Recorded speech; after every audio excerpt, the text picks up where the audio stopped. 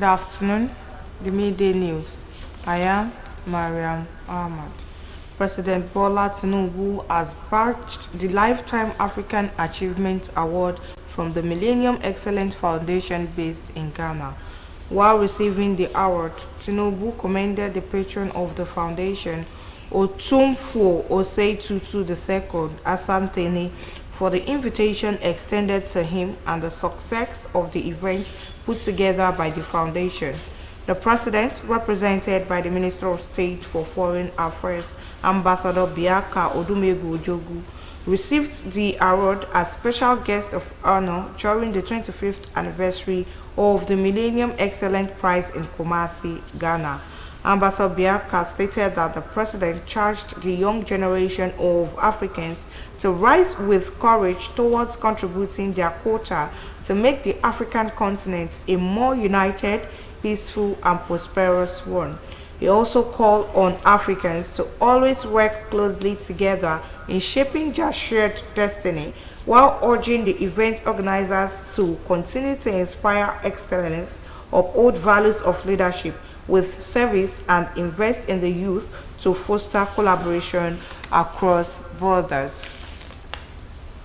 The Minister of Defense, Abubakar Badaru, has reversed his earlier stance and pledged full support for the National Security Summit being organized by the National Assembly.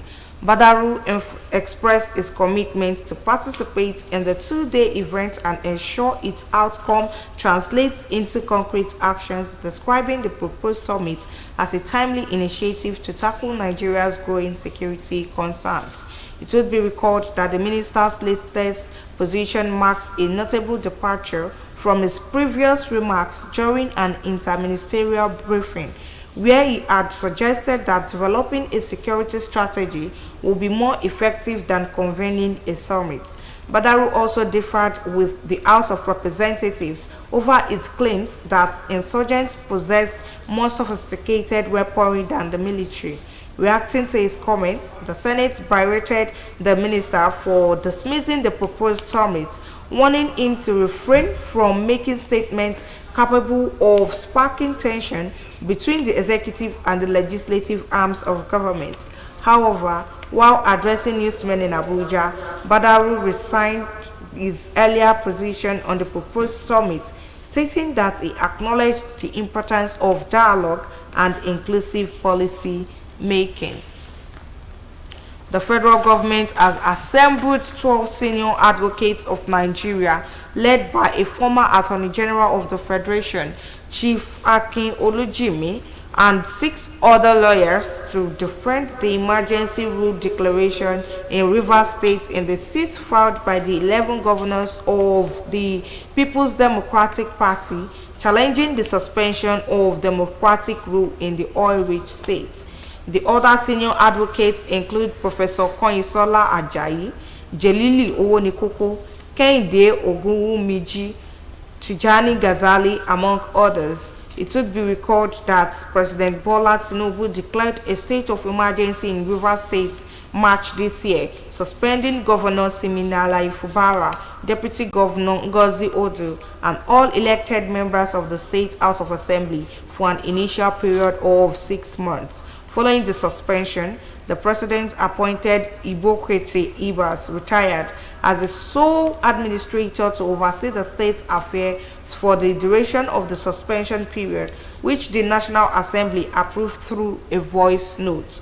However, displeased 11 PDP governors sued the AGF and the National Assembly as first and second defendants respectively before the Supreme Court. The plaintiffs are Adamawa, Enugu, Osun, Oyo, Bauchi, Akwa Ibom, Plateau, Delta, Taraba, Zamfara, and Bayelsa states. The governors, through their various state attorneys general in the suit, asked the Supreme Court to determine what authority the president has to suspend a democratically elected state institution and replace it with an unelected one. The plaintiffs also questioned whether the National Assembly could approve a state of emergency proclamation including suspension of state executives and legislatures by a simple voice vote rather than the constitutionally required two-thirds majority of all members of each house.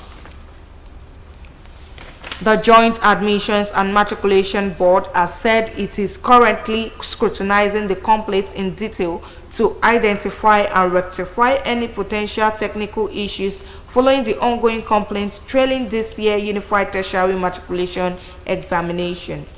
JAMB Public Communication Advisor Fabian Benjamin, in the press release, expressed concern about the unusual complaints originating from a few states within the Federation, acknowledging what it referred to as the significant volume of unusual complaints following this year's UTME results, which were officially published last Friday. JAMB said it has since engaged a number of experts, including members from the Computer Professionals Association of Nigeria, chief external examiners, who are heads of tertiary institutions, the Educational Assessment and Research Network in Africa, measurement experts, and vice chancellors from various institutions to assist in the process. Now from sports, Nigeria and Senegal are set to renew their rivalry in the quarter-final of the Under-20 Africa Cup of Nations at the Suez Canal Stadium in Ismailia today. This will be the fourth encounter between the two sides at the tournament, with Nigeria having won two of the previous encounters, while Senegal had one victory. Their history at the competition has been fraught with high stakes, with the winner of each previous match between them going on to lift the trophy. Nigeria, runners-up in Group B, are aiming to maintain their strong record of having never lost a quarter-final match at the Under-20 AFCON, winning all 7 matches they played under the current format. Senegal, on the other hand, finished second in Group C and are aiming to defend their title. However, Flying Eagles coach Aliyu Zubairu emphasized the significance of the match, acknowledging Senegal's status but insists Nigeria will not be intimidated. And now from the foreign scene, Ukrainian air defense has destroyed 55 of the 108 drones that Russia launched.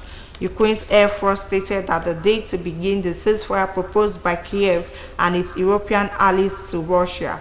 Report says leaders of France, Germany, Poland, and the United Kingdom called on Russia to agree to an unconditional ceasefire from today to allow for peace talks, insisting that a ceasefire should take effect first. Ukrainian President Volodymyr Zelensky later said he would be prepared to meet Vladimir Putin in Turkey, but did not say whether he would still attend if Russia refused the truce proposal.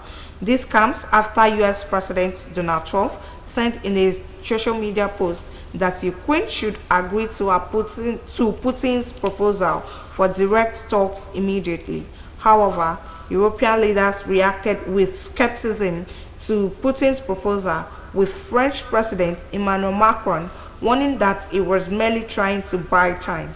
Meanwhile, European ministers are set to meet in the United Kingdom today for critical talks on repelling Russian aggression.